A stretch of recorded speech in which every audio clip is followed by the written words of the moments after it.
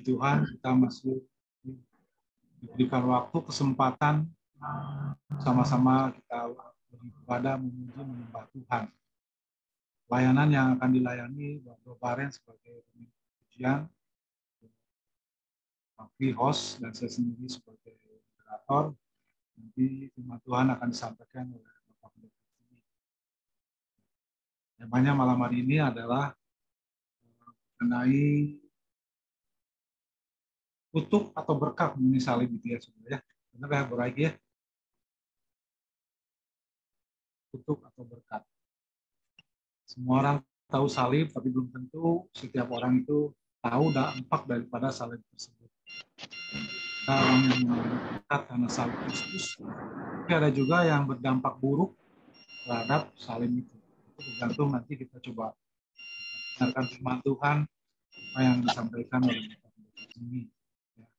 Puji Tuhan, malam hari ini kita akan mulai pujian penyembahan. Langsung aja kita akan doa ya. Dan seterusnya nanti akan saya serahkan kepada Bro Baren. Mari kita sama-sama berdoa. Tuhan, kami bersyukur, berterima kasih Tuhan sudah berikan waktu kesempatan buat kami.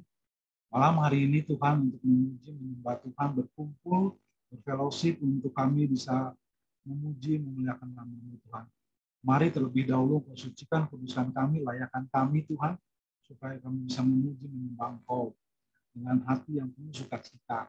Berkati hamba-hamba-Mu yang melayani malam hari ini, baik hamba-Mu, baik Bro Baren yang melayani pujian, Bro Raffi sebagai host, dan juga terlebih hamba-Mu, Bro Jimmy yang akan menyampaikan firman Allah.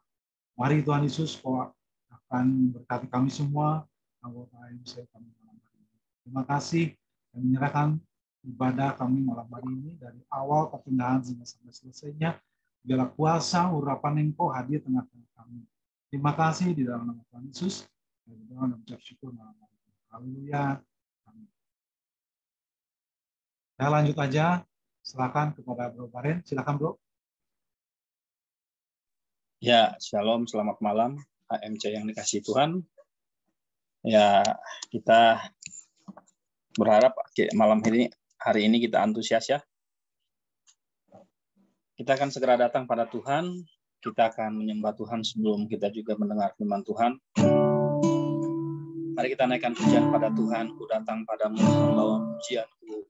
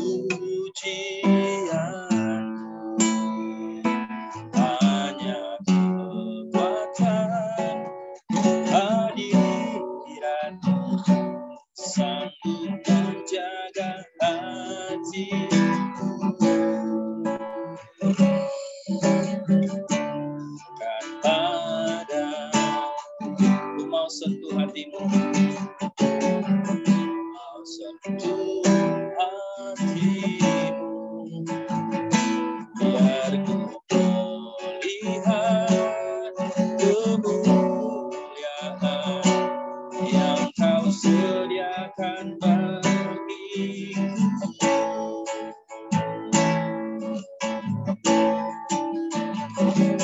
bagiku, pujian, hormat, kemuliaan, kaulah kebanggaan di dalam hidupku, janjimu bersinar, buktikan kau besar, tiada yang sepertimu Yesus Tuhan.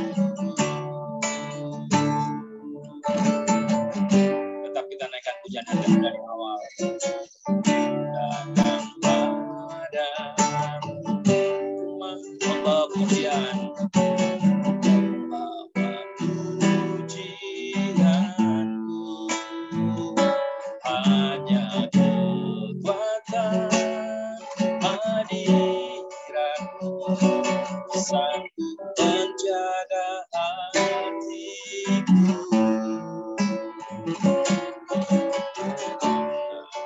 Padaku mau sentuh hatimu, mau sentuh hatimu, biar ku melihat kemuliaan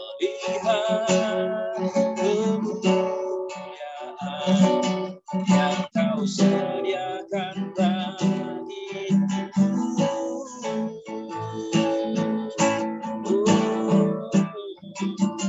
Bagiku pujian, hormat, kemuliaan, kaulah kebanggaan di dalam hidupku, janjimu bersinar, buktikan kau besar, tiada yang sepertimu Yesus Tuhan.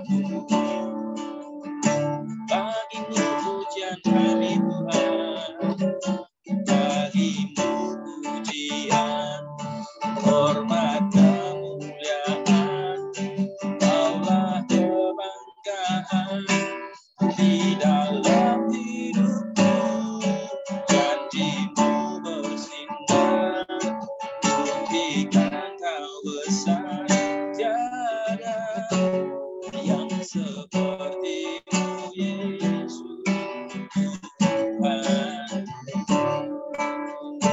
Oh, bagimu Tuhan, bagimu pujian, hormat, kemuliaan, kaulah kebanggaan di dalam hidupku, janjimu bersinar, buktikan kau besar, tiada yang sepertimu Yesus Tuhan.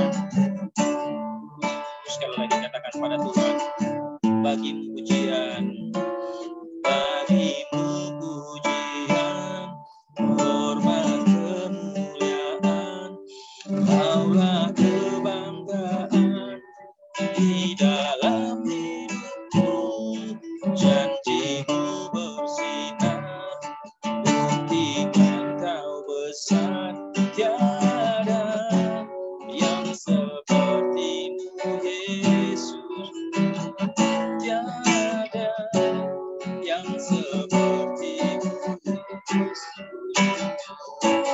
tiada yang sepertimu Yesus Tuhan, tiada sepertimu. Mari kita sembah Bapak-Bapak yang kasih Tuhan. Berikan waktu yang terbaik bagi Tuhan untuk menyembah Dia. Haleluya, haleluya. Kita pusatkan setiap pikiran kita untuk menyembah Tuhan malam hari ini. Terima kasih Tuhan, bagimu pujian Tuhan, bagimu hormat, kemuliaan, sebab tiada yang seperti Engkau ya Tuhan.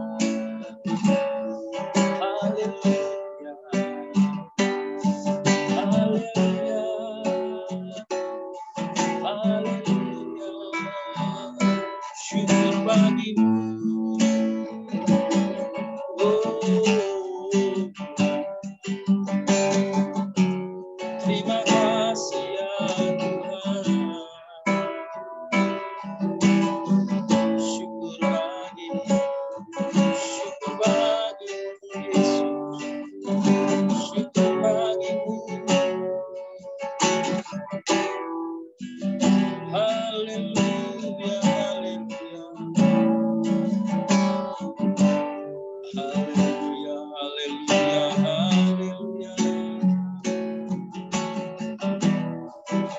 Terima kasih ya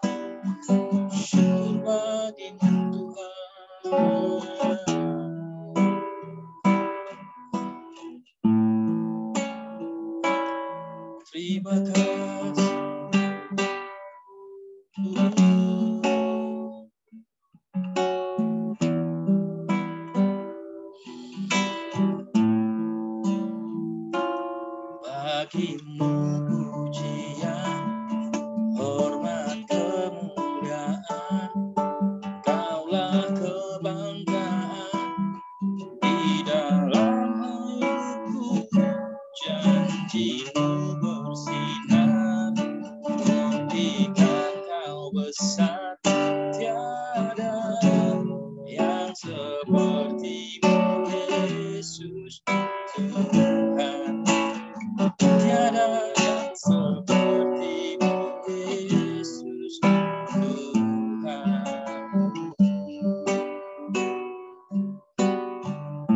Benar Tuhan, tiada yang seperti Engkau Tuhan. Dan itu sebabnya kami mempunyai alasan untuk kami memberikan segala pujian, hormat, kemuliaan bagi Tuhan. Karena Engkaulah kebanggaan di dalam kehidupan kami Tuhan, yang sanggup melakukan hal-hal apapun yang begitu luar biasa. Malam hari ini kami bersekutu komunitas AMC Agape Bandung Tuhan. Terima kasih dan terus Engkau berkarya Tuhan. Terima kasih, kami akan lanjutkan ibadah kami. Dalam nama Yesus berdoa. Haleluya. Amin. Iya, Bapak-bapak yang dikasih Tuhan, sebelum kita lebih lagi untuk kita masuk dalam ibadah kita ini, ada yang ini bersaksi, barangkali ada yang mau bersaksi. Masih ada ruang kesaksian nggak sih?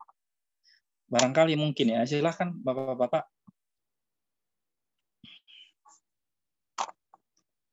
Ada ya.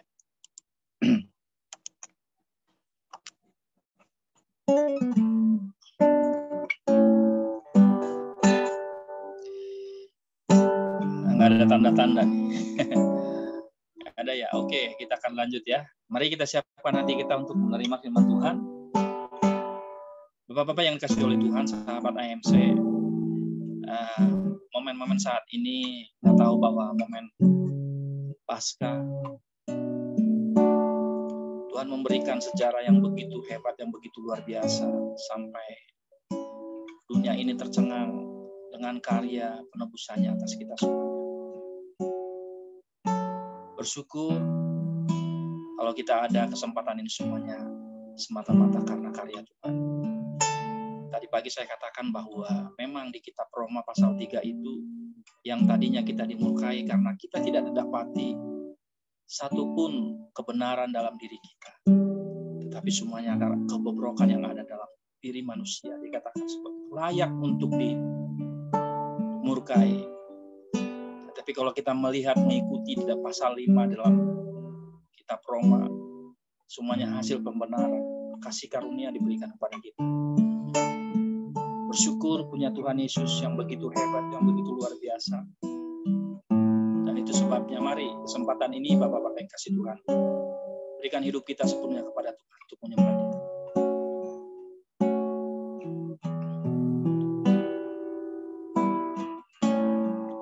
Dengan apa kan ku balas segala kebaikan, segenap hatiku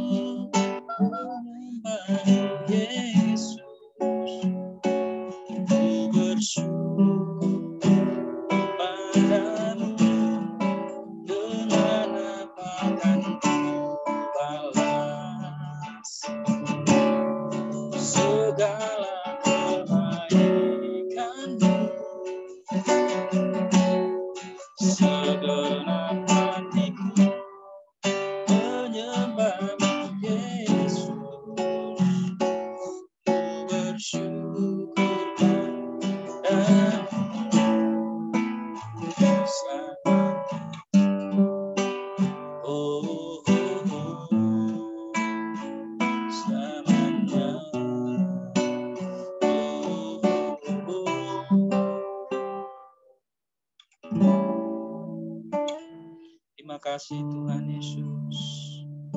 Kami siapkan hati kami untuk menerima firman Tuhan, dan teruslah berkarya Roh Kudus dalam hidup kami, dalam hati kami, dalam aspek kehidupan kami Tuhan. Kami tahu bahwa firman Tuhan yang akan mengarahkan kehidupan kami di dunia yang sangat gelap ini Tuhan. Peracara Engkau Tuhan melalui hamba-Mu, Bapak Pendeta Jimmy Triak, Tuhan Yesus. Terima kasih, kami siapkan hati kami, pendengaran kami semuanya untuk menerima firman Tuhan. Dalam nama Yesus kami berdoa, ucap syukur.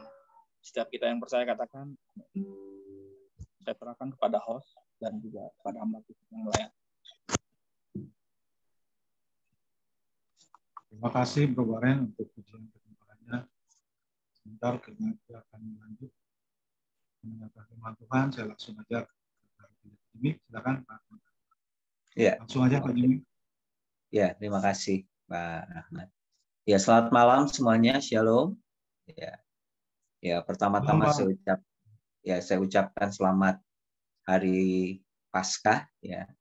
Kita tahu bahwa bahwa minggu lalu sempat dijelaskan oleh Pak hambanya Pak Diki bahwa Paskah adalah salah satu perayaan penting dari orang Yahudi ya.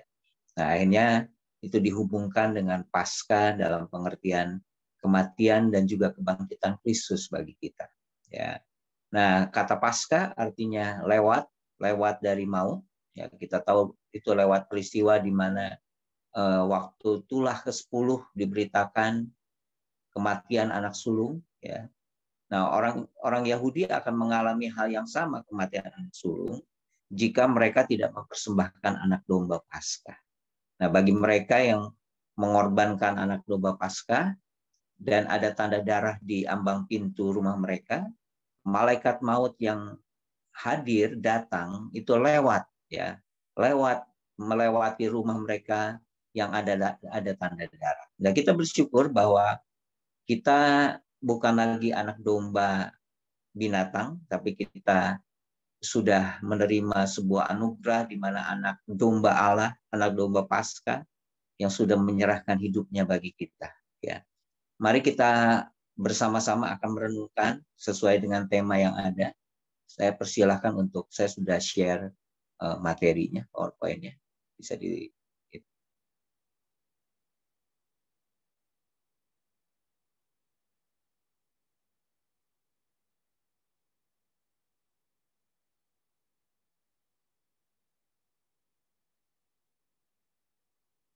bisa ditunjukkan, sekali lagi ya materinya. Oke.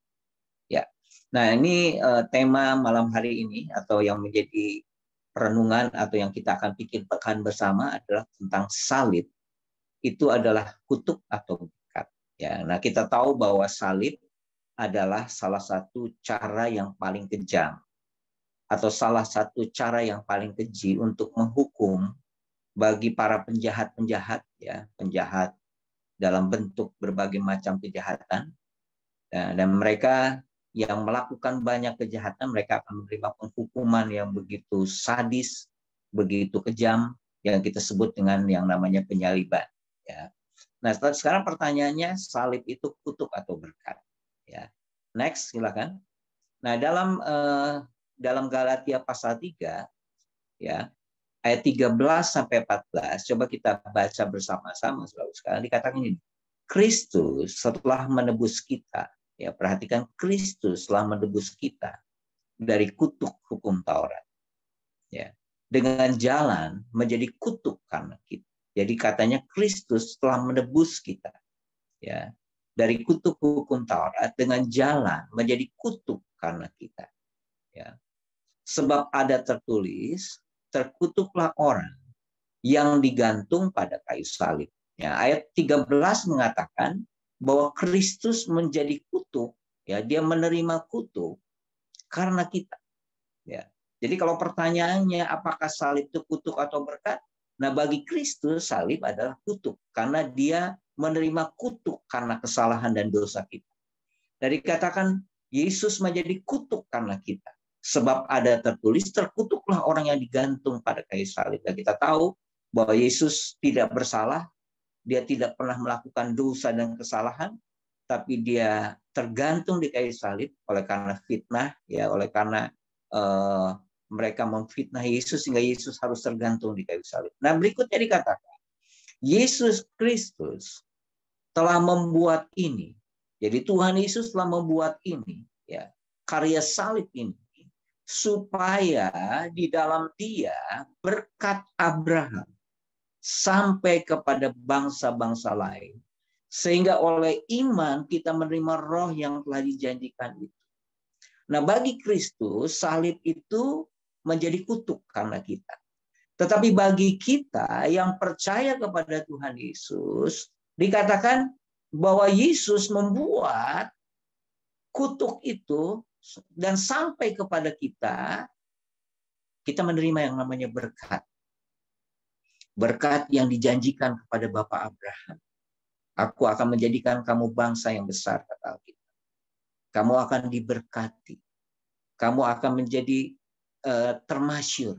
Bahkan kamu akan menjadi berkat. Itu yang dijanjikan Tuhan kepada Bapak Abraham. Dan dikatakan melalui salib, melalui Yesus menanggung kutuk itu, kita yang percaya kepada Dia, kita yang percaya kepada Yesus, menerima berkat. Berkat Abraham. Berkat yang dijanjikan kepada Abraham. Berkat yang dijanjikan kepada Bapak orang percaya. Ya, kepada sahabat Tuhan yang namanya Abraham. Sampai kepada kita. Jadi kalau pertanyaannya, salib itu kutuk atau berkat? Bagi Yesus, salib itu menjadi kutuk. Karena dia menanggung, dia menjadi kutuk karena kita. Tapi bagi kita yang percaya, salib itu berubah menjadi berkat. Dan kita menerima berkat dari berkat Abraham. Itu oleh karena Kristus Yesus, kata Alkitab. Amin, saudara sekalian. Oke, nah lanjut silakan. Nah, terjadi pertukaran. Ya, kita sering mendengar di kayu salib itu terjadi pertukaran pada kayu salib. Yang seharusnya kita yang menanggungnya. Tapi Yesus menjadi korban. Yesus menjadi yang menerima substitusi atau korban pengganti. Dia menggantikan kita. Ya, lanjut. Nah, terjadi sebuah pertukaran. Silakan lanjut slide berikutnya. Next. Nah, pertukaran. Apa yang terjadi? Yesus menerima kutuk. Yesus menjadi kutuk katanya. Supaya kita yang percaya itu menjadi berkat. Di bagian yang lain, Yesus mengalami kesakitan. Supaya kita yang percaya menerima kesembuhan. Ya. Di bagian yang lain, Yesus dijadikan dosa. Supaya kita yang percaya kepada kita dijadikan benar, kata Alkitab. Ya. Dan terjadi sebuah pertukaran pada kayu salib. Jadi balik lagi, salib itu kutuk bagi Kristus. Tapi menjadi berkat bagi kita yang percaya. Karena terjadi yang namanya pertukaran. Lanjut. Next. Salib membuktikan Allah mengasihi kita. Silakan next berikutnya. Nah, saudaraku sekalian, saya ingin menjelaskan hari ini sebuah prinsip yang begini, saudara. Kita percaya kepada Tuhan Yesus, kita menerima berkat yang disebut dengan berkat Abraham atau berkat Tuhan. Tetapi berkat itu bisa menjadi kutuk lagi dalam kehidupan kita jika kita memiliki pemahaman yang salah tentang apa yang kita mengenal karakter Tuhan yang namanya Tuhan mengasihi. Ya, Allah mengasihi kita. Ya, tapi kalau kita memiliki cara pandang yang salah tentang kasih Tuhan, itu berakibat kita berkat yang seharusnya kita nikmati. Kita boleh menikmati dalam kehidupan ini, dalam keluarga kita, tapi itu akan berubah menjadi kutuk. Ya. Termasuk yang kita sering mendengar terjadi kepada pria. Ya. Ada yang namanya kutuk generasi. Ya, kutuk generasi itu salah satunya adalah ketiadaan ayah. Ketidakberfungsinya para pria. Itu menjadi kutuk. Nah, itu terjadi mengapa? Karena ada kepercayaan-kepercayaan yang salah atau mitos-mitos yang salah dalam cara pandang kita terhadap kasih Tuhan. Yang pertama, kita percaya bahwa Allah ada kasih. Kita percaya bahwa Tuhan mengasihi kita. Nah, ada orang yang bilang begini, karena Allah adalah kasih, maka Allah tidak akan menghukum umatnya sendiri. Ya. Ada orang berpikir bahwa Allah mengasihi. Ya. Karena Allah mengasihi, makanya Allah tidak akan menghukum umatnya sendiri. Ya. Kita sering kan mendengar khotbah tentang Allah mengasihi, Tuhan mengasihi, Dia baik, ya. Nggak apa-apa kalau kita salah, kita tinggal minta ampun, kita tinggal minta maaf, tapi kita melakukan lagi dosa yang sama atau dosa-dosa yang lain dengan pemahaman Tuhan mengampuni. Nah, satu kali ada seorang hamba Tuhan, seorang profesor teologi namanya Donald Carson. Dia bertemu dengan seorang orang Perancis, ya, seorang Perancis. Dia berteman, saudara sekalian. Kalau nggak salah dia berteman di Jerman. Nah, akhirnya berteman, tapi profesor ini kaget, gitu. Karena dia tahu bahwa temannya ini orang Perancis ini orang Kristen, orang percaya. Tapi dia punya kebiasaan, ya, hampir tiap malam dia sering ke klub malam, ya. Dia sering main dengan pelacur-pelacur, gonta-ganti dengan para perempuan, para pelacur, PSK lah gitu ya, zaman sekarang ini. Nah, terus akhirnya profesor ini, seorang hamba Tuhan ini, bertanya kepada temannya orang Prancis, Pak, Bapak orang Kristen ya? Iya, saya orang Kristen. Oh, sama dong ya Pak. Nah, tapi yang saya heran, kenapa Bapak punya kebiasaan, Bapak sering ke klub malam, Bapak sebagai, dan akhirnya Bapak main perempuan hampir tiap malam, saya perhatikan. Terus si orang Prancis itu dengan santai dia bilang ini, Tuhan itu kan Tuhan yang baik. Ya. Karena Tuhan yang baik, dia Tuhan yang mengampuni. Bukannya tugasnya Tuhan mengampuni kita. Nah, soal perhatikan dia bilang, bukannya tugasnya kita mengampuni kita, tugasnya Tuhan untuk mengampuni kita. Dengan kata lain si orang Prancis ini berpikir bahwa Tuhan kan mengasihi, dia baik. Kita melakukan kesalahan, kita tinggal minta ampun, sehingga akhirnya dia bermain-main dengan yang namanya dosa. Nah, ini ada sebuah tragedi sebenarnya ketika orang memiliki pandangan salah terhadap Tuhan dan kasih-Nya. Nah, mitos yang kedua adalah menolak kasih Allah katanya tidak ada konsekuensinya. Orang berpikir kalau orang menolak kasih Tuhan, orang tidak percaya sama Tuhan, tidak ada akibatnya. Nah, orang pikir karena kan Tuhan baik. Karena Tuhan baik, menolaknya tidak ada konsekuensi. Nah, akhirnya ini menjadi sebuah mitos atau sebuah kepercayaan yang seringkali berkembang di masyarakat. Dan yang celakanya, itu berkembang juga di antara orang percaya. Saudaraku sekalian, saya sedang menunggu ada seorang anak muda, usianya 27 tahun. Dia bermaksud untuk bertemu dengan saya untuk konseling. Ya, beberapa tahun ini dia meninggalkan imannya. Dia percaya kepada Allah yang lain. Ya.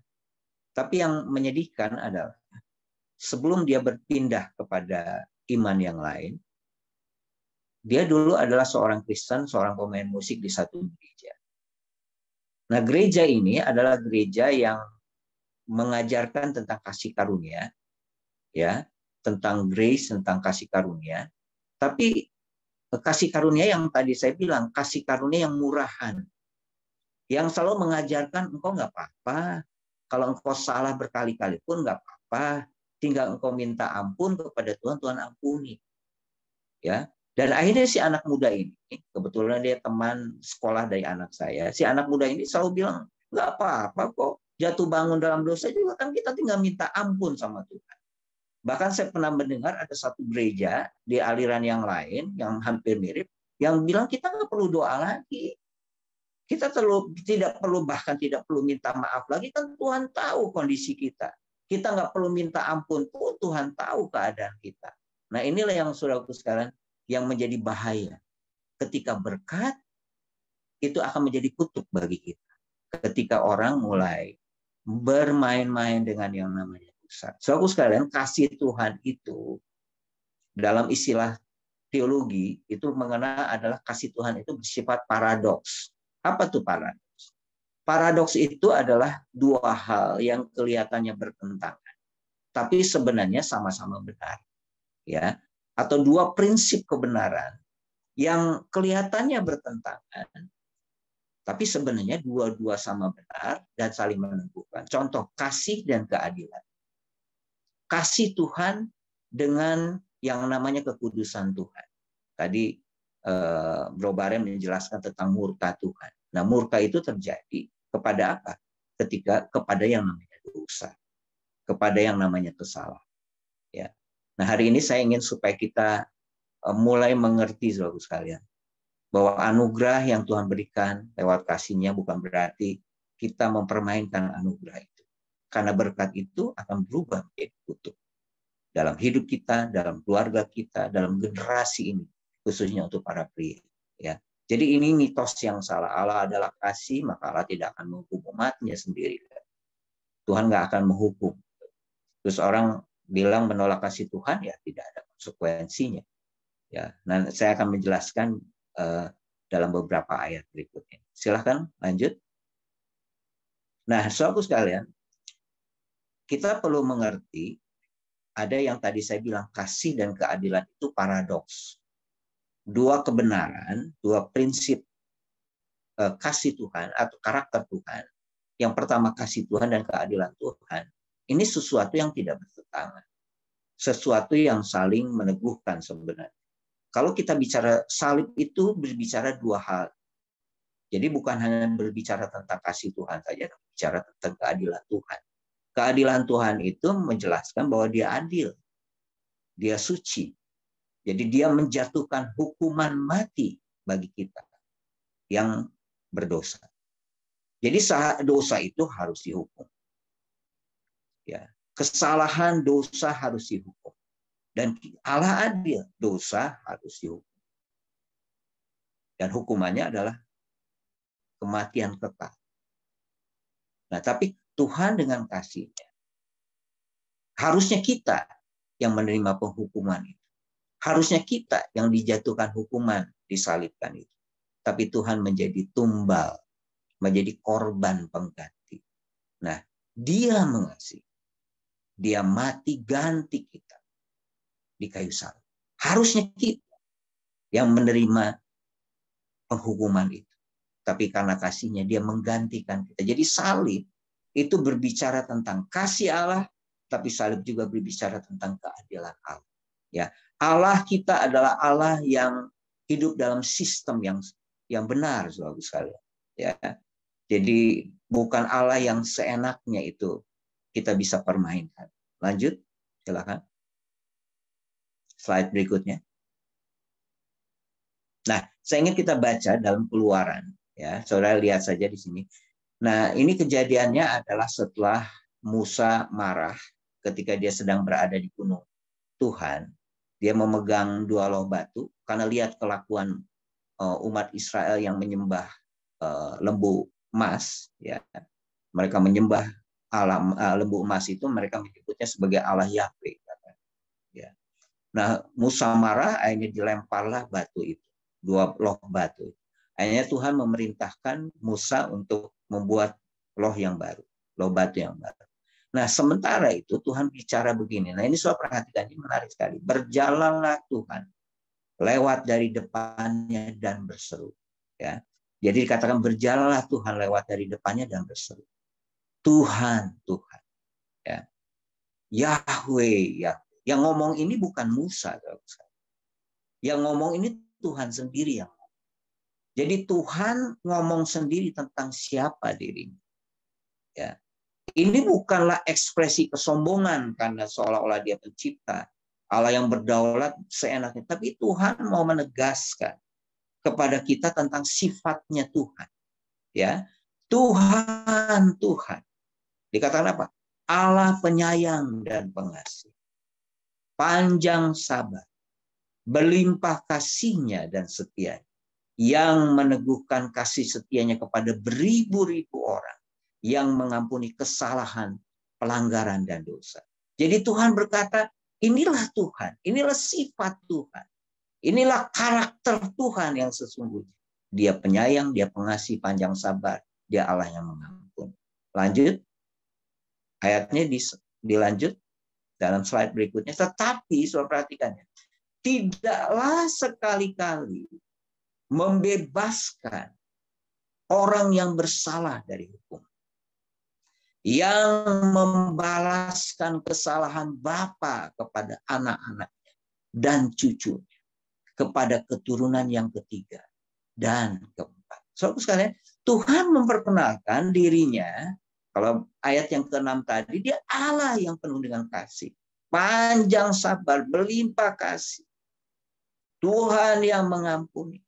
Tapi ayat ini, perkenalan Tuhan tentang siapa dirinya tidak berhenti kepada yang tadi. Ya, dikatakan, dijelaskan, tetapi tidaklah sekali-kali membebaskan orang yang bersalah dari hukuman. Artinya orang yang bermain-main dengan dosa, orang yang mempermainkan karakter Tuhan. Nah, ini mengerikan, bagus kan? Dikatakan yang membalaskan kesalahan Bapa kepada anak-anaknya dan cucu, kepada keturunan yang ketiga dan keempat. Bukan hanya sampai kepada cucu, bahkan kepada cicit, saudara sekalian.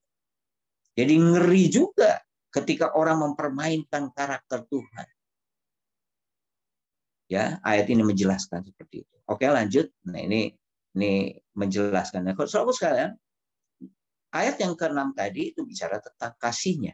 Ya, ada 5 dikatakan: pengasih, penyayang, panjang sabar, yang kedua berlimpah kasih dan setianya, itu yang ketiga, ya, yang meneguhkan kasih setia kepada beribu-ribu orang, yang keempat, terus mengampuni kesalahan, pelanggaran dan dosa. Ada 5 yang dijelaskan yang berbicara tentang kasihnya. Tetapi saudara sekalian, ketika Tuhan memperkenalkan dari sisi yang lain, yang tadi saya bilang paradoks, 2 kebenaran yang kelihatannya bertentangan, tapi sebenarnya sama benar dan saling meneguhkan, adalah bicara tentang keadilan Allah, kekudusan Tuhan. Dikatakan tidaklah sekali-kali membebaskan orang yang bersalah dari hukuman, membalaskan kesalahan Bapa kepada anak-anak dan cucunya, kepada keturunan yang ketiga dan keempat. Jadi saudara sekalian, sekali lagi, jangan sampai berkat yang Tuhan sudah berikan lewat keselamatan kita, lewat keselamatan bagi kita, yang disebut dengan berkat Abraham tadi, hanya berubah menjadi kutuk ketika kita memiliki pandangan yang salah. Kita percaya kepada mitos yang salah tentang kasih Tuhan. Oke, lanjut. Next.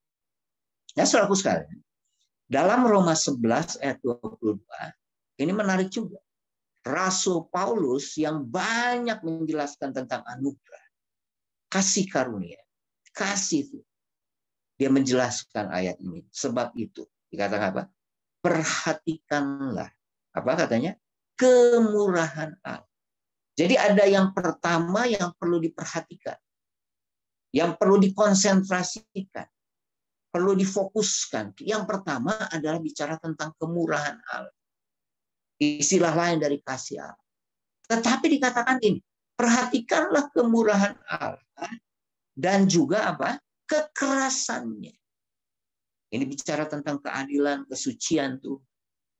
Ya, kemurahan Allah dan juga kekerasan, yaitu kekerasan atas orang-orang yang telah jatuh. Tetapi atas kamu kemurahannya, yaitu jika kamu tetap dalam kemurahannya, jika tidak kamu pun akan dipotong juga. Ini saya tidak berbicara tentang apakah keselamatan bisa hilang atau gimana, tapi saya menjelaskan bahwa ketika orang mempermainkan karakter Tuhan, yang hanya memandang Tuhan dari sisi yang kasihnya, kebaikannya, tanpa memandang bahwa Tuhan juga keras terhadap orang-orang yang mempermainkan dosa. Nah, selalu saya ayat ini bilang, perhatikanlah kemurahan Allah dan juga kekerasan. Next, ayat yang berikutnya. Nah, ini dalam Ibrani pasal 12, ini menarik. Waktu itu, suaranya menggoncang bumi. Tetapi sekarang ia memberikan janji, 1 kali lagi aku akan menggoncangkan, bukan hanya bumi saja, melainkan langit juga. Jadi firman Tuhan bilang akan ada kegoncang. Bumi digoncang, langit digoncang, semua hal digoncang, termasuk iman. Orang percaya akan digoncang. Ada bagian ayat yang lain dikatakan penghakiman itu dimulai dari rumah Tuhan sendiri.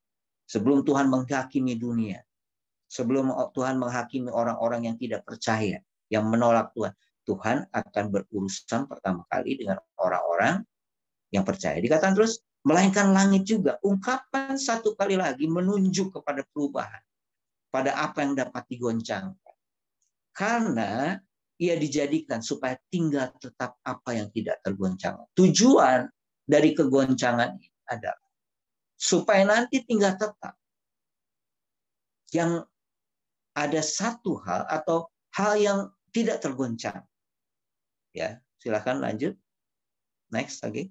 Jadi karena kita menerima kerajaan yang tidak tergoncang. Jadi seseorang yang menerima Tuhan, menerima Kristus, dia menerima yang namanya kerajaan Allah. Dan kerajaan Allah itu kerajaan yang tidak tergoncangkan. Yang bisa diuji dalam keadaan apapun. Kita bilang kan diuji lewat banjir, diuji lewat hujan, diuji oleh angin. Jadi semua elemen setiap kita akan diuji. Nah, kerajaan Allah itu tidak tergoncangkan. Marilah kita, karena kita sudah menerima kerajaan Allah yang tidak tergoncangkan itu. Marilah kita mengucap syukur dan beribadah kepada Allah menurut cara yang berkenan kepadanya. Karena kita sudah menerima kerajaan Allah yang tidak tergoncangkan itu. Dikatakan marilah kita beribadah dengan cara yang berkenan. Cara yang benar. Cara yang menyenangkan hati Tuhan. Apa katanya? Dengan hormat dan takut. Ya, ada sebuah sikap hormat dan takut. Ya, sebuah sikap yang bertanggung jawab. Sebuah iman yang bertanggung jawab. Yang disebut dengan ibadah dengan hormat dan takut. Di bagian yang lain ayat 29 ayat ini bilang, sebab Allah kita adalah api yang menghanguskan. Saudaraku sekalian, Tuhan kita bukan hanya Tuhan yang penuh kasih. Allah yang memperkenalkan karakternya sebagai Allah yang kasih. Tapi Allah juga dalam banyak ayat-ayat, terutama di Perjanjian Lama, dan ini dikutip oleh penulis Ibrani, Allah kita adalah api yang menghanguskan.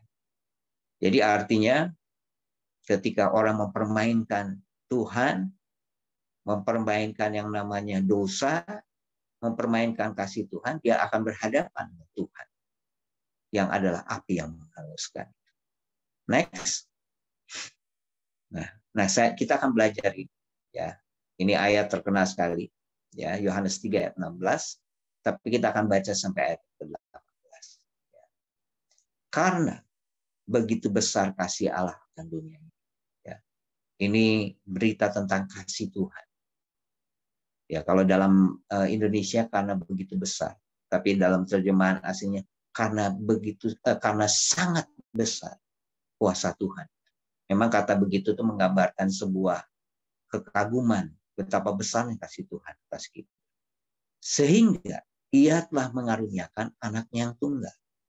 Karena kasih Tuhan itu Dia memberikan Yesus bagi kita. Anaknya yang tunggal. Supaya setiap orang yang percaya kepada tidak binasa. Ternyata kasih Tuhan itu harus disambut dengan sebuah respon namanya percaya. Nah, dikatakan kalau kita percaya, ya, kita tidak binasa. Nah, kalau sebaliknya kalau tidak percaya, berarti binasa. Itu ya, cara pandangnya kita, cara bacanya harus begitu. Kalau kita percaya, kita menyambut kasih Tuhan itu, kita tidak binasa. Kita diselamatkan. Tapi ketika kita menolak, ya, atau kita bermain-main, seolah-olah Tuhan, kita tidak percaya kepada kasih Tuhan. Jadi mitos yang tadi katanya orang menolak kasih Tuhan itu nggak ada penghukuman, itu salah. Kita lanjutnya, melainkan beroleh hidup. Sebab, nah ini menarik lagi. Sebab Allah mengutus anaknya ke dalam dunia bukan untuk menghakimi dunia, ya, melainkan untuk menyelamatkannya oleh Dia. Ini masih berita yang manis, ya, bahwa katanya Tuhan datang bukan menghakimi dunia. tapi datang untuk menyelamatkan dia. Kalau kita lihat Keluaran 34, sebenarnya kan di hati Tuhan penuh dengan kasih. Tuhan tidak mau menghukum. Tuhan nggak mau murkanya datang sama kita. Tuhan nggak mau yang namanya dosa yang kita lakukan itu diperlakukan, murka Tuhan datang kepada kita, hanya sampai keturunan ketiga dan 4 katanya. Karena di hati Tuhan dia ingin menyelamatkan kita. Tapi ayat ini tegas kepada kita bahwa, mari kita lihat ayat selanjutnya, menarik ayat selanjutnya. Barang siapa yang percaya kepadanya. Diulang lagi. Ia tidak akan dihukum. Jadi kalau kita percaya, kita tidak akan dihukum. Tidak akan binasa. Kita beroleh hidup yang kekal. Ya. Tetapi dikatakan begini, barang siapa tidak percaya. Jadi ketika orang tidak percaya kepada Tuhan yang kasih, ia telah berada di bawah hukuman. Jadi ngeri, saudara sekali. Ketika orang menolak kasih Tuhan, dia berada di bawah hukuman. Sebab ia tidak percaya dalam Anak Tunggal. Ya. Jadi balik lagi dengan tema kita. Salib membuktikan Tuhan menjadi kutub supaya kita menerima berkat. Tetapi berkat yang Tuhan sudah anugerahkan bagi kita yang sudah menerima Kristus itu akan berubah ketika kita memperlakukan Tuhan. Dimulai dari kita punya kepercayaan yang salah yang disebut mitos tadi. Ya, kita berhadapan, hanya kita yang harusnya jadi berkat bagi orang lain, tapi malah jadi kutuk. Padahal berkat Abraham kan bicara tentang kita menjadi berkat buat banyak orang. Ya, saya ulang ya. Tuhan bilang sama Abraham, aku akan menjadikan kau bangsa yang besar. Aku akan memberkati. Aku akan membuat engkau termasyur, dikenal. Dan aku akan menjadikan kamu berkat. Itu berkat yang Tuhan berikan. Keberadaan kita, Tuhan sudah tentukan menjadi berkat. Bagi keluarga kita, istri, anak-anak, tetangga kita, masyarakat yang ada sekitar kita, buat jemaat, teman-teman seiman yang lain. Tuhan mau kita menjadi berkat. Tapi yang kenyataannya kita menemukan bahkan yang sebaliknya. Oke, next. Nah, saudara sekalian, saya mau menjelaskan ini karena ini juga sebuah kebenaran yang penting. Ya. Ada yang disebut dengan kedaulatan Tuhan yang mutlak. Tuhan itu berdaulat. Ya. Tapi ada yang disebut tanggung jawab manusia. Ya. Dua hal ini tidak pernah bertentang. Ya. Tuhan itu berdaulat. Tuhan punya kekuasaan yang tertinggi. Baik yang di bumi, di bawah bumi, di atas bumi, atau dimanapun Tuhan punya kekuasaan yang tinggi. Dia punya kekuasaan untuk menentukan apapun. Ya, dia berdaulat.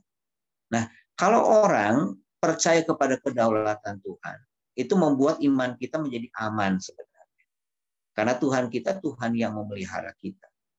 Satu kali Yesus bilang, kamu perhatikan ya burung pipit di udara, Tuhan pelihara. Perhatikan bunga bakung nggak dikerjain, tapi dia begitu indah. Nah Tuhan bilang kamu nggak perlu khawatir, nggak perlu takut, ya, karena Tuhan memelihara. Nah itu bicara tentang kedaulatannya. Salib itu membuktikan Tuhan berdaulat. Dia menyatakan kedaulatannya. Kalau pakai sederhananya itu, mungkin saya pernah dengar lagu yang suka-sukamu Tuhan. Ya, Tuhan itu punya, ya terserah Tuhan. Tetapi kita nggak boleh curiga dengan Tuhan. Suka-sukanya Tuhan bukan kayak kita manusia yang menyalahgunakan kedaulatannya atau otoritas yang kita miliki dengan seenak. Kalau Yesus bicara, kalau Tuhan disebut suka-sukamu Tuhan, itu artinya Tuhan punya wewenang untuk melakukan apa-apa, tapi di balik semua itu karena kasih. Nah, Tuhan berdaulat, saudara. Tapi ada sebuah tanggung jawab kita manusia. Nah, tanggung jawab manusia itu ada. Bukan berarti karena ada orang yang bilang, Tuhan berdaulat, kita nggak usah doa pun Tuhan tahu kok hati kita. Ya, nggak usah berdoa. Tuhan tahu kebutuhan kita. Akhirnya kita nggak pernah berdoa. Ya, padahal kita punya tanggung jawab. Ya. Nah, salah satunya berdoa. Nah, tanggung jawab manusia itu pertama bertanggung jawab kepada Tuhan. Yang kedua, dia bertanggung jawab kepada orang lain, kepada keluarganya. Terus dia bertanggung jawab kepada orang-orang yang lain di luar keluarganya. Dia bertanggung jawab atas bangsanya. Dia bertanggung jawab terhadap kerajaan Allah, terhadap tubuh Kristus. Nah, kita tahu kan, saya di dalam kegerakan pria, ya, kita sering mendengar sebuah pernyataan bahwa seseorang, kedewasaan bukan hanya bertambahnya usia, bukan kumis katanya ya, atau usia, tapi ketika seseorang menerima tanggung jawab. Ya. Jadi orang disebut dewasa, ya, ketika orang mau terima tanggung jawab, baik kedewasaan secara umum, termasuk kedewasaan secara rohani, ya, dalam hubungan dengan Tuhan. Nah, kita perlu yang namanya bertanggung jawab, ya. Kita perlu bertanggung jawab menjaga hidup kita sedemikian rupa. Nah, ketanggung jawab manusia seharusnya menjadi respon terhadap kedaulatan Tuhan. Tanggung jawab manusia adalah sebuah rasa terima kasih dan syukur kita terhadap kedaulatan Tuhan bagi kita. Nah, kita punya tanggung jawab, termasuk juga tanggung jawab kita terhadap dosa dan kesalahan kita. Nah, saudara sekalian masih ingat ketika Daud melakukan sebuah dosa yang begitu menjijikan, salah, dia mengambil istri orang. Ya, bukan hanya istri orang dia ambil, suaminya dibunuh, Uria suaminya. Istrinya namanya Batseba. Ya. Akhirnya dihamili oleh Daud. Padahal kita tahu Daud itu orang yang katanya berkenan di hati Tuhan. Ternyata dia juga melakukan sebuah kesalahan. Dosa. Nah, akhirnya Batseba, istri orang yang dia ambil, ya, hamil. Dia berdoa sama Tuhan supaya anaknya itu tetap hidup. Ataunya tetap mati. Akhirnya Daud mengerti bahwa apa yang dia lakukan ada konsekuensinya, ada tanggung jawab. Ya. Nah, Daud orang yang mengerti karakter Tuhan. Dia tahu kemurahan Tuhan, tapi dia tahu juga tentang keadilan Tuhan. Ya. Oke, lanjut. Nah, saudaraku sekalian, tanggung jawab kita secara manusia, tanggung jawab kita sebagai manusia, saya menyebutnya sebagai yang namanya worship, penyembahan. Ya. Kita sering mendengar kata menyembah. Kalau saya masih ingat Kolose 3 ayat 23 berkata, apapun juga yang kamu lakukan, lakukanlah dengan segenap hati seperti untuk Tuhan. Jadi apa saja yang kita lakukan? Hal-hal yang kelihatannya kecil, remeh, temeh, mungkin yang kecil, tapi kita lakukan, kata Alkitab, untuk Tuhan. Sebagai tanggung jawab kita. Ya. Hal-hal yang kita anggap biasa saja, kita lakukan. Nah, itu disebut dengan yang namanya penyembahan. Nah, ekspresi dari tanggung jawab kita sebagai manusia adalah penyembahan. Worship. Worship kita kepada Tuhan. Penyembahan atau worship kita kepada Sang Kasih, Sang Anugerah yang sudah menyerahkan nyawanya. Menyembah dia. Nah, menyembah tidak hanya bicara soal nyanyi. Ya, itu bagian dari menyembah. Ya. Penyembahan atau bersyukur itu memakai kata yang sama. Ya, yadah, memuji Tuhan, menyembah. Tapi penyembahan ya atau bersyukur itu salah satu ekspresi dari penyembahan. Ya, kita mau mengekspresikan sebagai tanda kasih dan syukur kita kepada Tuhan lewat syukur kita lewat kata-kata dan lewat pujian, lewat nyanyian, betul-betul dengan sungguh-sungguh. Ketika saudara beribadah di gereja, angkat tangan, mengekspresikan bagian dari penyembahan kita. Tapi itu salah satu dari penyembahan. Karena penyembahan itu seluruh kehidupan kita. Seluruh apa yang kita kerjakan, apa yang kita lakukan, itulah penyembahan. Oke, next ini slide terakhir. Nah, selalu kan, worship itu berasal dari kata Indonesianya adalah sembah. Nah, saya mencoba memakai akronim. Yang pertama, S yang pertama, ketika kita bicara tentang worship atau penyembahan atau sembah, adalah ketika seseorang sepakat dengan firman, atau sederhananya adalah iman dan ketaatan. Bukti saudara menyembah Tuhan adalah saudara taat kepada Tuhan. Bukti saudara menyembah Tuhan, saudara beriman kepada Tuhan seperti Abraham, seperti Daud, seperti tokoh-tokoh yang lain yang beriman dan mereka taat. Jadi iman dan taat sesuatu yang tidak bisa dipisahkan. Nah, artinya sepakat dengan firman. Ya, itu penyembahan.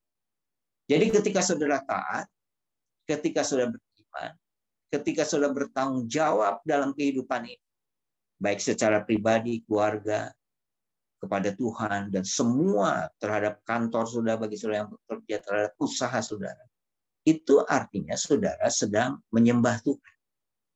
Ketika saudara melakukan bisnis atau usaha dengan benar, ya, dengan suci, dengan benar, itu bagian dari ketaatan kita kepada Tuhan. Terus E-nya adalah empati terhadap sesama. Bukti seseorang menyembah Tuhan, dia punya kasih yang semakin besar terhadap sesamanya. Kepedulian terhadap sesamanya. Bukan hanya simpati, bukan hanya rasa kasihan, tapi berempati, ikut terlibat di dalamnya. Ya, itu E. Terus M-nya adalah menyerahkan diri atau mempersembahkan diri secara utuh. Roma 12 bilang kan, ibadah yang sejati itu ketika kita menyerahkan diri secara utuh, mempersembahkan hidup kita secara utuh kepada Tuhan dengan segenap hati kita. Terus B-nya bersyukur, yang tadi saya bilang, memuji Tuhan, ekspresikan memuji Tuhan. Ya, itu bagian dari penyembahan. Terus yang selanjutnya adalah A, asli. Asli ini apa? Asli ini punya pengertian yang pertama adalah bicara tentang diri kita yang apa adanya. Asli itu berbicara soal apa yang kita katakan sama yang kita lakukan sama. Apa yang di hati kita sama yang dipikirkan, apa yang kita ucapkan sama. Integritas itu asli ya. Ketika kita sendirian, ketika kita di banyak orang sama. Tidak ada kemunafikan. Nah, itu penyembahan, loh. Karena Tuhan kita Tuhan yang benar, Tuhan kita Tuhan yang suci. Nah, asli itu adalah bagian ekspresi kebenaran dan kesucian. Terus hanya adalah hubungan. Penyembahan itu bukan hanya karena suaranya bagus, bukan lewat nyanyian yang bagus, tapi sebuah hubungan, relasi antara kita dengan Tuhan. Nah, pertanyaannya pada malam hari ini, apakah saudara menyembah Tuhan? Sebagai tanda syukur kita terhadap kasih dan kedaulatan Tuhan. Di akhir dari firman Tuhan hari ini, mari kita menjadi penyembah-penyembah. Ya, yang menyembah dalam roh dan kebenaran. Yang pertama sepakat dengan firman-Nya, kita punya iman dan taat yang semakin dinyatakan dalam hidup kita sehari-hari, punya empati terhadap sesama kita, menyerahkan hidup kita sepenuhnya kepada Tuhan, bersyukur kita punya hidup yang asli, punya hidup yang berintegritas, punya kehidupan yang betul-betul murni di hadapan Tuhan. Dan hanya adalah hubungan kita yang semakin terus dijalin, dibangun dengan Tuhan sebagai tanda kita mengasihi Tuhan karena Tuhan yang sudah lebih dulu mengasihi. Jadi di akhir firman Tuhan hari ini, salib adalah kutuk. Yesus menjadi kutuk bagi kita, tapi menjadi berkat bagi kita yang percaya. Tapi hati-hati, berkat itu akhirnya bisa menjadi kutuk, bahkan menjadi kutuk bagi generasi. Yang tadi saya bilang, ketiadaan ayah, ya, ketiadaan seorang suami di keluarga, ya, itu akan menjadi kutuk. Karena biasanya karena kita punya cara pandang salah tentang siapa Tuhan. Kita bicara Tuhan yang baik, Tuhan yang mengampuni, tapi kita tidak bertanggung jawab dengan kesalahan-kesalahan yang kita lakukan. Dan ngeri saudara sekali. Ketika kita bermain dengan dosa dan kesalahan, kita berhadapan dengan Tuhan yang api yang hangus. Tapi tentunya kita selalu akan mengizinkan kasih dan anugerah berlimpah dalam kehidupan kita. Puji Tuhan, Tuhan memberkati. Tuhan memberkati.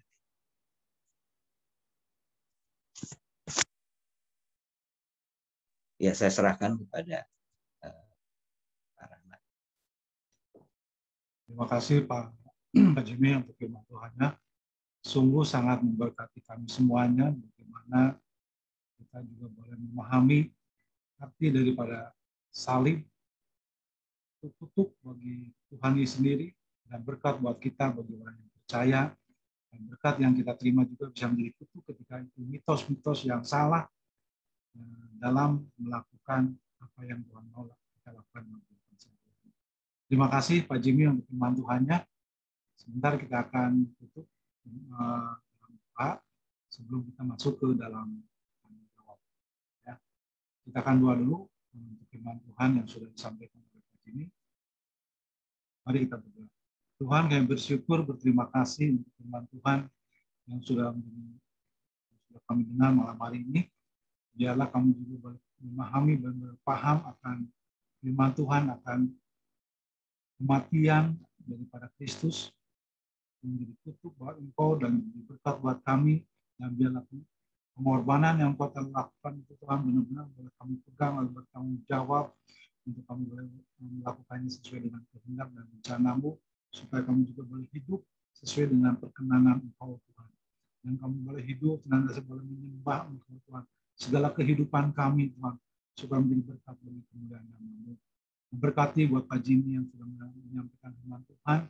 Tuhan akan memakai lebih lagi Tuhan dalam melayani-Mu.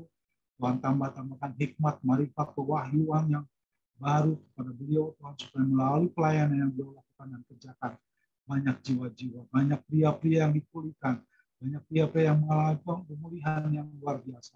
Memberkati pelayanannya, memberkati kesehatannya, memberkati juga apa yang sedang dilakukan dan dikerjakan. Terima kasih Tuhan Yesus. Terima berkat pada malam hari. Hanya di dalam nama Tuhan Yesus kami berdoa dan bersyukur atas firman Tuhan. Haleluya. Amin. Terima kasih Pak Jimmy untuk firman Tuhannya. Tuhan memberkati. Masih ada waktu 30 menitan mungkin ya Bro Haiti ya. Nanti sebelum masuk ke tanya jawab, mungkin ada pujian dulu. Silakan.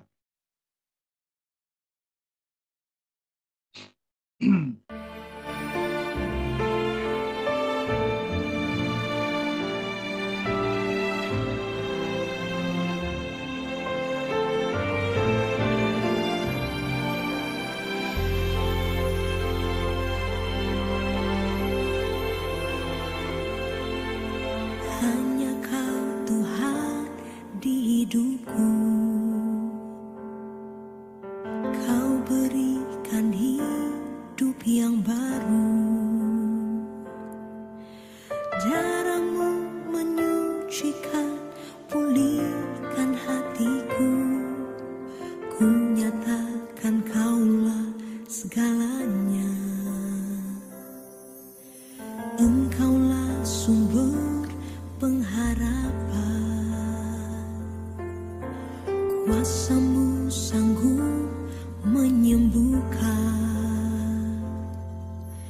Jiwaku pun berserah hanya kepada-Mu, Yesus, Kaulah segalanya.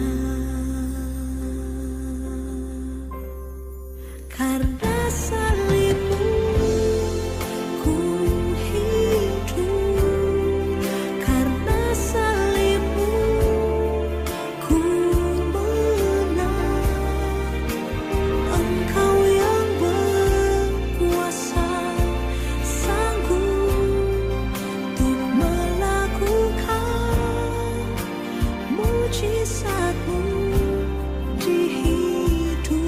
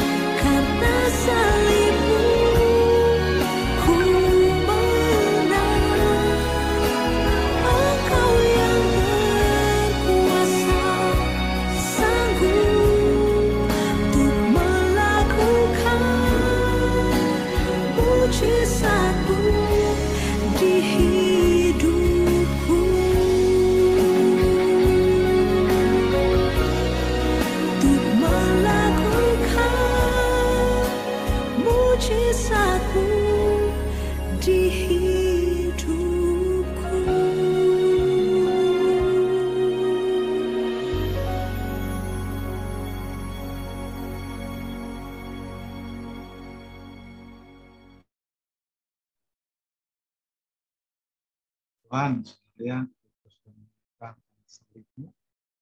dan saya buka ruang pertanyaan. Mungkin ada yang mau ditanyakan kepada Bapak ini, Tuhan yang disampaikan, silakan. Mungkin dari saya dulu ya Pak Jimmy, saya mau nanya nih.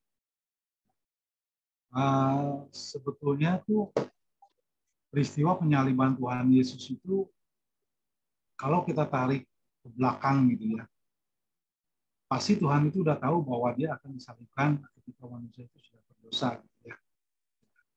Nah, yang jadi pertanyaan saya, kenapa sih Tuhan itu nyiptain manusia yang nantinya itu jadi berdosa dan akhirnya dia sendiri yang disalibkan, Tuhan sendiri yang disalibkan gitu. Kenapa nggak usah nyiptain manusia gitu? Udahlah, nggak usah diciptain tuh manusia itu. Daripada nanti dia sendiri yang akan disalibkan. Pasti Tuhan sudah tahu hal seperti itu. Kalau menurut logika saya begini Pak Jimmy ya. Kalau saya mau jalan ke Bali gitu ya. Ya, BMKG cuaca di rata-rata perjalanan ke Bali itu kira-kira wah ada angin kencang, ada badai, ada apa. Pasti saya batalin. Saya nggak mau beresiko nanti momennya tiba-tiba kapal itu kena petir, pecah, kebakar dan lainnya, mungkin bisa kebakar semua dan meninggal semua gitu ya. Nah, kenapa pemikiran saya begini? Kenapa Tuhan kok mau-maunya gitu Pak Haji menyiptain manusia? Akhirnya ketika disuruh di situ ada buah pengetahuan baik dan benar, dimakan gitu. Udah tahu itu pasti itu dimakan gitu. Tapi diciptain juga itu manusia gitu Pak Jimmy. Kenapa sih itu kok repot-repot gitu menurut saya? Allah itu repot-repot. Repot gitu ya. Gimana menurut Pak Jimmy ini? Silakan Pak Jimmy. Iya Pak. Oke Pak Rahmat. Jadi yang pertama kita perlu mengerti dulu sebuah prinsip begini Pak. Bicara tentang pola pikir atau hikmat ya. Cara berpikir kita selama ini berpikir bahwa ada yang disebut masuk akal, rasional. Ya, masuk akal. Jadi kalau orang makan buah yang asam-asam ya pasti sakit perut, itu masuk akal. Terus ada yang disebut tidak masuk akal, kontrarasional, irasional. Ya. Nah sebenarnya Tuhan bukan tidak masuk akal. Ya. Yang disebut tidak masuk akal itu orang makan beling kayak debus gitu, itu tidak masuk akal. Nah Tuhan itu berada wilayah melebihi akal Pak, suprarasional. Ya. Otak kita kan cuma sebesar kepalan tangan kita ini aja kan. Nah Tuhan melebihi dengan segala hikmatnya. Ada banyak hal yang kita nggak tahu sampai hari ini. Nah, mengenai yang tadi Bapak, Tuhan di Wahyu disebutkan bahwa Tuhan itu, salib Tuhan itu bahkan sudah disiapkan sebelumnya. Jadi anak domba Allah yang tersembelih itu sudah ada sebelum dunia dijadikan. Sudah disiapkan begitu rupa di tengah kehikmat Tuhan yang luar biasa.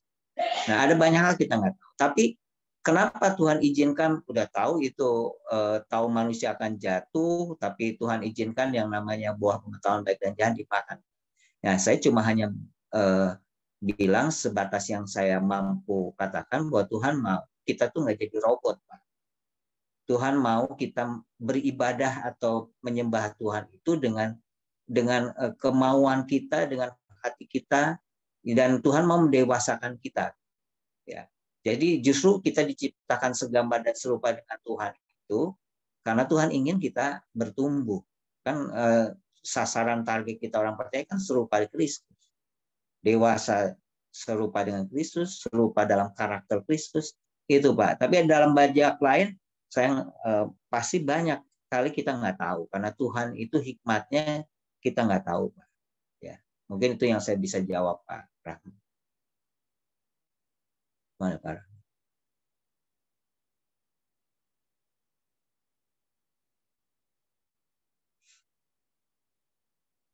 Sinyalnya hilang kayaknya Pak Jimmy, Pak Rahmatnya. Oh, hilang ya. Itu di kolom chat ada Pak siapa? Ya. Bunhau ya. Bunhau. Ya, nanya berkat Abraham itu seperti apa yang tadi Pak, yang saya sempat kutip 2 kali. Berkat Abraham itu yang pertama, Tuhan berjanji Abraham menjadi bangsa yang besar. Itu yang pertama. Yang kedua, diberkati. Ya. Terus yang ketiga, menjadi masyhur. Terus yang keempat, menjadi berkat. Jadi berkat Abraham itu keempat hal itu, Pak. Tapi sebenarnya inti dari berkat Abraham adalah ketika kita menjadi berkat atau menjadi saksi kalau menurut Kisah 1 ayat 8. Itu sebenarnya berkat Abraham. Jadi berkat Abraham itu jangan hanya disalah mengerti, wah duit tambah banyak, orang Kristen tambah kaya gitu. Nah itu akan menjadi salah Pak arahnya Pak. Tapi saya ulang lagi, berkat Abraham itu pertama menjadi bangsa yang besar, diberkati, terus yang ketiga menjadi masyhur, terus yang keempat menjadi berkat. Ya. Nah Tuhan berharapkan Abraham dengan keturunannya bangsa umat pilihan Tuhan itu sebenarnya jadi berkat buat yang lain, nah, tapi mereka gagal.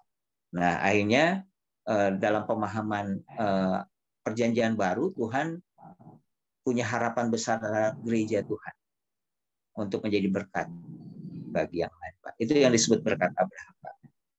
Ya Tuhan berkata. Ya makasih Pak Jimmy. Ya sama-sama.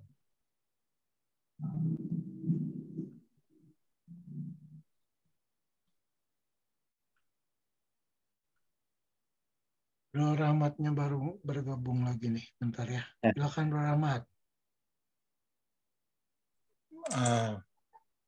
Bentar bro, ini mati lampu nih, aduh tiba-tiba. Oh gitu. Iya. Sebentar. Lagi di tethering dulu coba, bentar. Oke. Hah? Hotspot. Udah adanya. Bentar. Ini nih.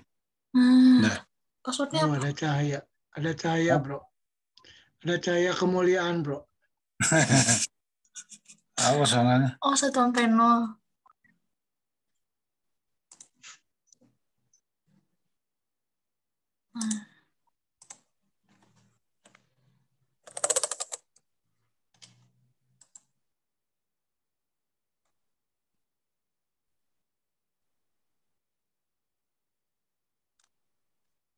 Udah. Nah. Ini udah nyala belum? Jangan dulu coba. Nah, ini masukin meeting password. Apanya? Meeting password. Aduh, di mana? Udah masuk, Bro. Langsung aja, Bro. Udah pakai ini aja lah, pakai handphone. Udah, ya, udah bisa kok, Rahmat. Udah bagus kok. Udah bagus. Hah? Udah bagus. Asal anaknya terus dekat, Bro. Jadi biar ada sinar. Sinar kemuliaan, Bro. Ya, kemuliaan, Bro. Silau. Sekeliling gelap, kok Rahmat yang terang sendiri. Iya, betul. Luar biasa. Sorry nih. Lancar, bagus. Lanjut. Udah bagus, Bro. Lanjut bagus. aja. Oke. Passwordnya. Ya, nggak usah. Lu sama ke password lagi udah aja bagus. Udah bagus, Bro. Udah? Udah langsung aja. Udah langsung aja ya. Langsung gas aja, Bro, gas. Oke, Bro, terima kasih untuk firman Tuhannya Pak Jimmy. Sorry nih Pak Jimmy, saya tadi juga tinggal sedikit lagi mungkin dengar dari Pak Jimmy ya. Terima kasih untuk penjelasannya Pak Jimmy. Iya. This meeting is being recorded. Ya puji Tuhan. Ya memang itu jadi apa ya, jadi semacam ganjelan juga sih. Tapi dengan penjelasan dari Pak Jimmy ini saya juga boleh mendapatkan sesuatu yang baru, pemahaman yang baru ya tentang Allah. Nggak ujuk-ujuk gitu ya Pak Jimmy. Apalagi tadi Pak Jimmy sudah katakan di Wahyu sudah dijelaskan sebetulnya ya Pak, sebelum dunia diciptakan ya. Puji Tuhan. Terima kasih Pak Jimmy untuk firman Tuhannya. Mungkin yang lain ada yang mau bertanya lagi, silakan. Masih ada waktu nih, 8 menit lagi mungkin ya, Bro Aiki. Iya, silakan Bro. Oke, siapa yang mau bertanya? Boleh. Mumpung ada hambanya, Pak Jimmy. Ada.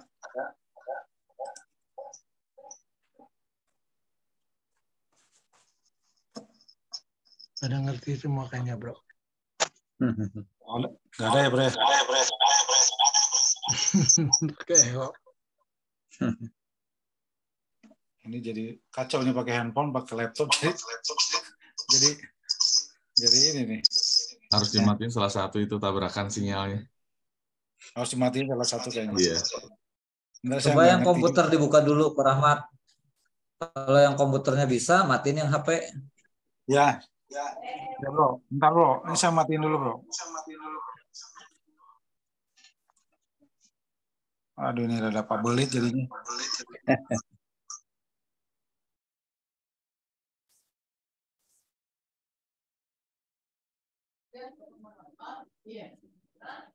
Malah hilang ya. Mute, Ko Rahmat, mute. Mana Ko? Oh iya.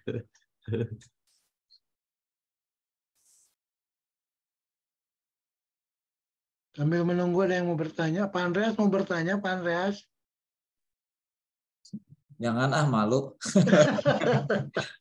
Jangan malu-malu, Pak. Pertanyaan susah biasa Pak Andreas. Itu ada Bang Larmin kayaknya udah siap bertanya, itu udah senyum. Ya Bang. Nggak ada Bro, ada Bang Larmin. Udah jelas banget udah luar biasa ya. itu Pak Jimmy. Makin sehat Pak Jimmy, makin segar ya Pak ya. Makasih Pak, bantu doa Pak. Nah, ini saya juga tiap hari berdoa benar-benar tanggung jawab. Aduh ini. Udah mulai jalan Pak Jimmy? Belum Pak, tapi sekarang lagi dipaksakan kayak di toilet di gereja saya nggak pakai tongkat, coba bisa pegang-pegang, tapi bisa juga. Ya ada perkembangan. Semangat, terus dilatih terus Pak Jimmy, semangat. Makasih Pak. Ya udah ulang tahun soalnya nih bulan April. Iya ya, setahun ya. Aduh.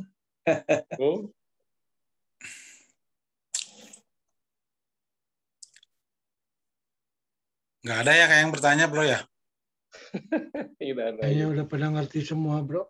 Sudah pintar-pintar. Ya udah pada pintar. Biasa. Oh tuh Ino mau tanya Ino. No, ayo No. Gak dulu, makasih udah cukup jelas. Oke, kalau nggak ada yang bertanya lagi, saya serahkan ke Bro Aiki. Silakan Bro Aiki.